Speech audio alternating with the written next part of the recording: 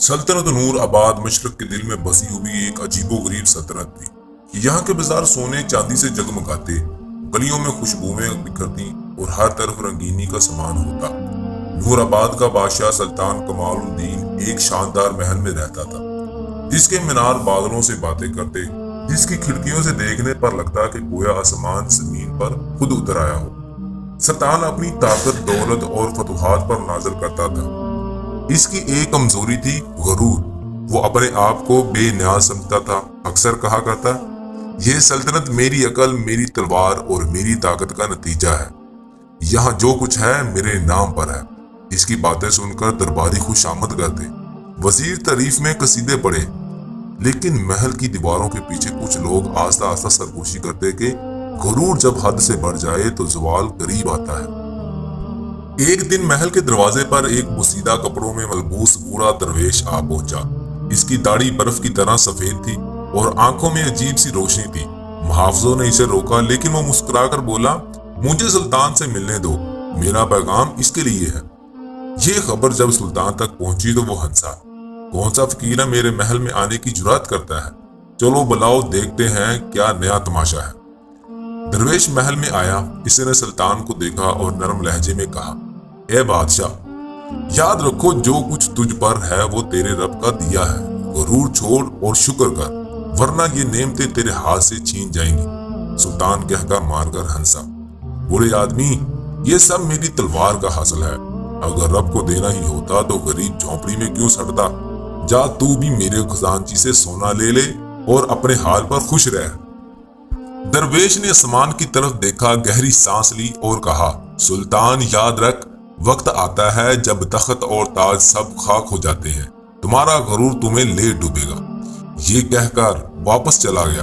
दरबार में सब ने इस पर कहका लगाया, लेकिन वजीर आजम बहराम खान के दिल पर यह बात तीर की तरह लगी।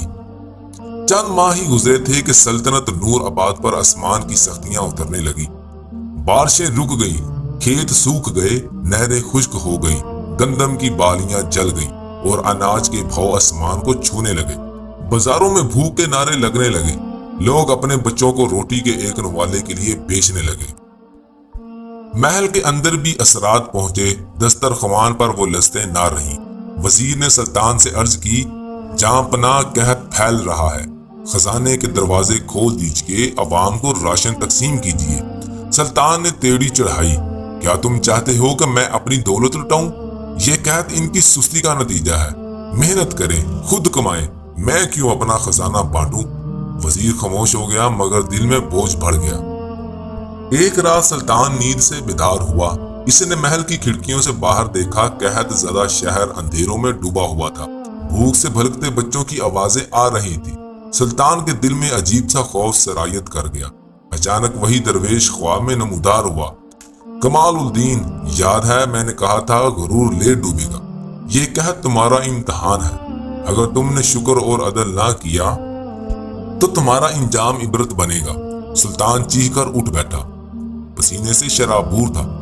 लेकिन सुबह होते ही फिर गरूर गालब आ गया। वो बोला, ये ख्वाब फकीराना वसवसे है, मेरा तख्त मजबूत है। कहत बड़ा तो अवाम में बेचैनी भड़क उठी। बाजारों में नारे लगने लगे, रोटी दो, इंसाफ दो। कुछ कबीलों ने बगावत कर दी। शहर के दरवाजों पर लड़ाइयां शुरू हो गई। वजीर ने फिर अर्ज की, सुल्तान, लोग भूख से मर रहे हैं। अगर आपने रहम ना किया तो ये सल्तनत हाथ से निकल जाएगी। सुल्तान ने गुस्से में कहा, खामोश रहो बहराम खान, मैं सल्तनत तलवार से जीता हूँ और तलवार से बचाऊंगा। ये भूख बगावत मेरे तख्त को हिला नहीं सकती। एक दिन महल के सामने एक हजूम जमा हुआ। वहीं दरवेश लोगों के बीच खड़ा था। वो बोला, ऐ लोगों, देखो तुम्हारा बादशाह तुम्हारी भूख नहीं सुनता। याद रखो, अल्लाह जालिम को मोहलत देता है मगर छोड़ता नहीं। ये सुनकर हजूम और भपड़ गया। सुल्तान ने सिपाहियों को हुक्म दिया कि दरवेश को गिरफ्तार करो। लेकिन जैसे ही सिपाही आगे बढ़े, अचानक आसमान पर घने बादल छा गए। बिजली चमकी, गरज गड़क के साथ बारिश बरसने लगी।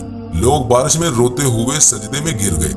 दरवेश ने आसमान की तरफ देखा और कहा, ये बारिश अल्लाह का करम है, मगर याद रखो सुल्तान, ये तुम्हारे गरूर का आखिरी मौका है। अगर अब भी ना संभले तो बारिश भी तुम्हें ना बचा सकेगी। بارش نے کھیتوں کو سراب کیا، لیکن لوگوں کے دلوں کا غصہ کم نہ ہوا۔ سلطان پر بھروسہ ٹوٹ گیا۔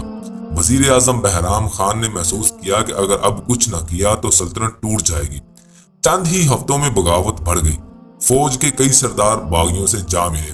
سلطان کا تخت ہلنے لگا۔ ایک رات باغیوں نے محل کا گھراؤ کر لیا۔